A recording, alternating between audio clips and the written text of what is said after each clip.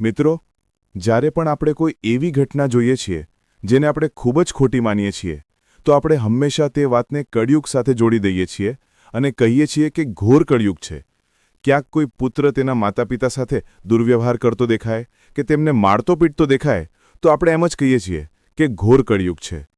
ક્યાંક કોઈ પ્રેમી પોતાની પ્રેમિકાને ફ્રિજમાં બંધ કરીને તેનો જીવ લઈ લે છે, ત્યારે પણ આપણે એમ જ કહીએ છીએ કે ઘોર કળિયુગ આવી ગયો છે. જ્યારે આપણે કોઈ એવી અનહોની ઘટના જોઈએ છીએ જેના પર વિશ્વાસ કરવો મુશ્કેલ છે, ભાઈ-ભાઈના ઝઘડાઓ જોઈએ છીએ, તો કહીએ છીએ કે ઘોર કળિયુગ આવી ગયો છે. પરંતુ શું છે આ કળિયુગ? અને શું આપણે ખરેખર આ કળિયુગમાં જ જીવી રહ્યા છીએ? મિત્રો, કાળખંડના 4 ચક્રોમાં ચોથો યુગ એટલે કળિયુગ, જેમાં આપણે લોકો જીવી રહ્યા છીએ. આ કળિયુગ વિશે તેની શરૂઆતમાં જ ઘણી ભવિષ્યવાણીઓ કરવામાં આવી છે.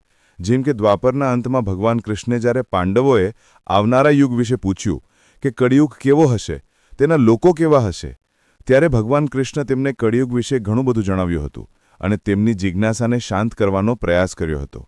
મહાભારત યુદ્ધના સમયે પણ તેમણે અર્જુનને કળિયુગ વિશે ઘણી આશ્ચર્યચકિત કરનારી વાતો કહી હતી. ભગવદ્ ગીતા અને અનેક પુરાણોમાં કળિયુગ વિશે ઘણું બધું વાંચવા મળે છે. કળિયુગને સૌથી શ્રાપિત યુગ માનવામાં આવે છે, કારણ કે કળિયુગનો મનુષ્ય કોઈ જાનવરથી ઓછો નહીં હોય. જાનવરને તો તોય થોડી દયાભાવના રહે છે, પરંતુ જરા નજર નાખો તે લોકો પર જે પોતાના જ સગા સંબંધીઓને મારી રહ્યા છે. અને હવે તો આ પ્રકારની ઘટનાઓ સામાન્ય થઈ ગઈ છે. કેટલાક દેશો તો એવા છે જે દાયકાઓથી આપસી ઝઘડાઓમાં ગૂંચવાયેલા છે અને રોજબરોજ અહીં વાક્ય અધૂરું છે, અનુવાદ ચાલુ રાખીએ છીએ. આગળ તમને એવી વાતો જણાવીશું જેને સાંભળીને તમારા રૂવાટા ઊભા થઈ જશે, અને સાથે એ પણ જણાવીશું કે શું કળિયુગ પોતાના ચરમ પર છે કે પછી આ માત્ર એક શરૂઆત છે. હજી તો કળિયુગની માત્ર શરૂઆત થઈ છે અને આગળ તેમાં જે થવાનું છે તેની તમે કલ્પના પણ કરી શકતા નથી. કળિયુગની ભવિષ્યવાણીઓ. વિષ્ણુ પુરાણની વાત કરીએ તો તેમાં વર્ણન મળે છે કે જેમ જેમ કળિયુગનો અંત નજીક આવશે ત્યાં સુધીમાં મનુષ્યની આયુ ઘટવા લાગશે અને છેવટે તે 20 વર્ષની થઈ જશે. એટલે કે જે મનુષ્ય આજે 70-80 વર્ષ સુધી જીવે છે તે સમયે માત્ર 20 વર્ષમાં જ વૃદ્ધ થઈને મરી જશે. એટલે કે ત્યારે લોકોના વાળ ઓછી ઉંમરે જ સફેદ થવા લાગશે અને પાપ કરનારાઓની સંખ્યા વધુ વધી જશે, જેથી ચારે તરફ અધર્મનું સામ્રાજ્ય વધવાનું શરૂ થઈ જશે. હર જગ્યાએ ફક્ત ચોરી, લૂંટફાટ, હત્યા જેવી ઘટનાઓ જોવા મળશે. કળિયુગમાં એવો પણ સમય આવવાનો છે જ્યારે પૃથ્વી પર એક પણ સ્ત્રી એવી નહીં હોય જે પોતાના પતિની ઇજ્જત કરશે. સ્ત્રીઓના બીજા પુરુષો સાથે સંબંધ હશે અને તેઓ માત્ર 8થી 10 વર્ષની ઉંમરે જ ગર્ભધારણ કરવાનું શરૂ કરી દેશે. સ્ત્રીઓ હંમેશા ક્રોધથી ભરેલી રહેશે અને પોતાનું પેટ ભરશે. આ સમયથી જ ઘોર કળિયુગની શરૂઆત થશે, જ્યારે ધર્મ, સત્ય, પવિત્રતા, ક્ષમા, આયુ, બળ અને યાદ રાખવાની શક્તિમાં ઘટાડો થવા લાગશે. ચારે તરફ સૂકો દુકાળ પડવા લાગશે અને વરસાદ બંધ થઈ જશે. ત્યારે સૂર્યનો તેજ એટલો હશે કે સમુદ્ર નદીઓ આપોઆપ સૂકાવા લાગશે. એટલે કે સમુદ્રો પણ નાનકડા તળાવ જેવા થઈ જશે. લોકો મોસમના બદલાવને સમજી નહીં શકે, કારણ કે ક્યારેક સખત ઠંડી પડશે તો ક્યારેક કરા, ક્યારેક વાવાઝોડું ચાલશે તો ક્યારેક પૂર આવી જશે અને ક્યારેક સૂકો દુકાળ પડશે. ત્યારે લોકો વાંસના તળાવને પણ તીર્થ માનવાનું શરૂ કરશે અને ગંગાનું મહત્વ ખતમ થઈ જશે. ગૃહસ્થ ન તો હવન કરશે ન તો સત્પાત્રને દાન આપશે. ભગવાન વિષ્ણુએ પોતે નારદજીને જણાવ્યું હતું કે એક સમય કળિયુગમાં એવો આવશે જ્યારે પુરુષો સ્ત્રીઓના આધીન થઈ જશે અને પત્નીઓ ઘર પર રાજ કરશે. પુરુષોની હાલત નોકરો સમાન થઈ જવાની છે. મિત્રો, ધાર્મિક ગ્રંથો જોવામાં આવે તો કળિયુગને લઈને એવી ઘણી ભવિષ્યવાણીઓ કરવામાં આવી છે જે આજે સાબિત થઈ રહી છે. સનાતન ધર્મ અને વેદોમાં 4 યુગોની માન્યતા છે. કહેવાય છે કે સતયુગમાં દેવતા, કિન્નર, પૃથ્વી પર નિવાસ કરતા હતા. આપણા ધર્મમાં કિન્નરો અને ગંધર્વો વિશે ઘણું બધું જણાવવામાં આવ્યું છે. તેના પછી આવ્યો ત્રેતાયુગ, જેમાં ભગવાન શ્રી રામે જન્મ લીધો. તેના પછી દ્વાપર યુગની શરૂઆત થઈ અને આ યુગમાં ભગવાન વિષ્ણુએ કૃષ્ણ રૂપમાં જન્મ લીધો. આ યુગમાં કૃષ્ણે જે પ્રકારની લીલાઓ રચી હતી તેના વિશે કહેવાય છે કે ભગવાન તે લીલાઓના માધ્યમથી કળિયુગમાં જીવન જીવવાનો પાઠ લોકોને ભણાવી રહ્યા હતા.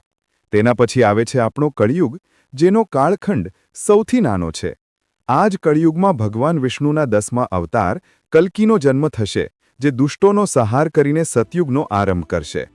વિષ્ણુ પુરાણમાં જણાવવામાં આવ્યું છે કે કળિયુગમાં એટલો બધો પાપ વધશે કે સૃષ્ટિનું સંતુલન બગડી જશે. લોકો જીવનભરની કમાણી એક ઘર બનાવવામાં લગાવી દેશે. પરંતુ તમને જાણીને આશ્ચર્ય થશે કે આ જ કળિયુગને ઋષિ વેદવ્યાસે બધા યુગોમાં સૌથી સારો પણ જણાવ્યો છે. વેદવ્યાસજીએ વેદોનું ભાષ્યન કર્યું અને ભગવાન ગણપતિએ તેમના આગ્રહ પર તેમના વચનોને લિખિત રૂપમાં પ્રગટ કર્યા છે. વેદવ્યાસ, જેમને વેદોના રચયિતા માનવામાં આવે છે, તેમની એક પૌરાણિક કથા અનુસાર તેમણે કળિયુગને સૌથી શ્રેષ્ઠ ગણાવ્યો છે. ઋષિમુનિઓ સાથે ચર્ચા કરતા વેદવ્યાસજીએ કહ્યું હતું કે કળિયુગ એટલા માટે બધા યુગોમાં શ્રેષ્ઠ છે કારણ કે 10 વર્ષમાં જેટલું તપ અને વ્રત કરીને કોઈ મનુષ્ય સતયુગમાં પુણ્ય પ્રાપ્ત કરે છે, ત્રેતાયુગમાં તે જ પુણ્ય 1 વર્ષના તપ દ્વારા પ્રાપ્ત કરી શકાય છે. તે જ રીતે તેટલું જ પુણ્ય દ્વાપર યુગમાં 1 મહિનાના તપથી પ્રાપ્ત કરી શકાય છે. પરંતુ કળિયુગમાં તો આટલું પુણ્ય ફક્ત નામસ્મરણથી જ પ્રાપ્ત થઈ શકે છે. એટલા માટે વ્રત અને તપની પ્રાપ્તિ માટે વેદવ્યાસજીએ કળિયુગને સૌથી શ્રેષ્ઠ ગણાવ્યો છે. સતયુગનો મનુષ્ય આ યુગમાં જન્મ લેવાનું વિચાર પણ નહીં. જ્યારે કળિયુગનો અંત નજીક આવશે ત્યારે જમીનમાંથી અનાજ ઉગવાનું બંધ થઈ જશે અને અનાજની અછતને કારણે મનુષ્ય એકવાર ફરીથી કંદમૂળ અને ફળના સહારે રહેવાનું શરૂ કરી દેશે.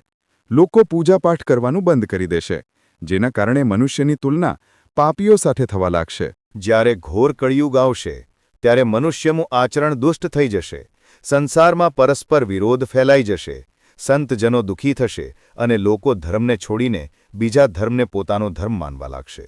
એવા ધર્મને જેમાં લોકોને મારવા કાપવાને જ સૌથી મોટું પુણ્ય માનવામાં આવે છે. ત્યારે ન તો કોઈ દેવી દેવતા હશે અને ન તો તેમના આશીર્વાદ રહેશે. એટલે કે મનુષ્યની બુદ્ધિ ધર્મથી વિપરીત ચાલતી જશે. આ ઘોર કળિયુગમાં જેની પાસે ધન નહીં હોય તેને અધર્મી, અપવિત્ર અને કોઈ કામનો નહીં માનવામાં આવશે. વળી જેની પાસે ધન હશે તેને જ બધા ગુણોથી પૂર્ણ માનવામાં આવશે, ભલે તે ચરિત્રહીન હોય. તેના સારા કપડાં જ તેની ઓળખ હશે. તે પોતાના સગા સંબંધીઓનું લોહી વેવડાવતા પણ પાછળ નહીં હટે. તેમને ઠગવાનું શરૂ કરી દેશે, તેમના ઘરમાં ચોરીઓ કરશે.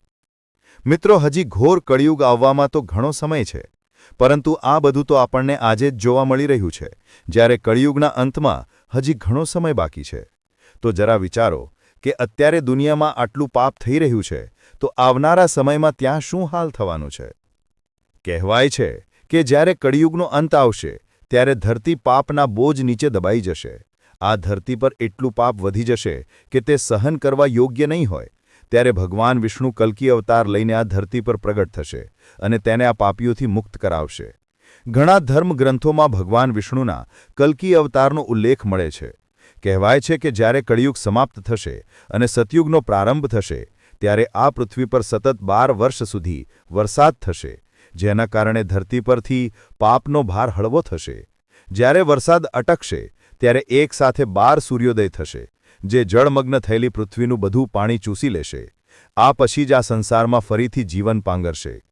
આ સૂર્યનો તાપ 12 ગણો વધુ હશે, જે પૃથ્વી પર જમા થયેલા જળને બાષ્પીભવન કરશે અને તેના દ્વારા એકવાર ફરીથી જળચક્રને નિયંત્રિત કરશે. કળિયુગની શરૂઆત ઈસવીસન પૂર્વે 3102માં થઈ હતી.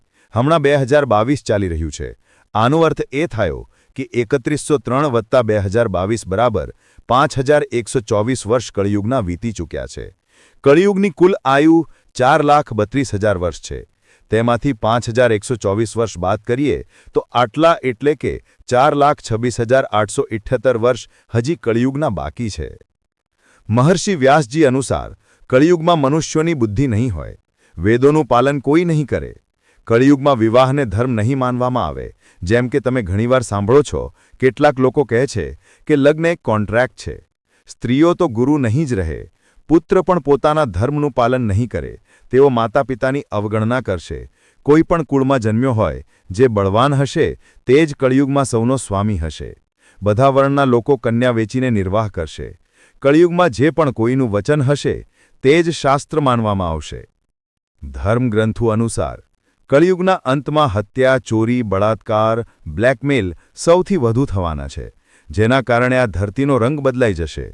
કારણ કે તે સમયે ઇન્સાન એકબીજાના લોહીના તરસ્યા રહેશે. તે સમયે ઇન્સાનનું લોહી આ ધરતી પર વહેતું જ જશે.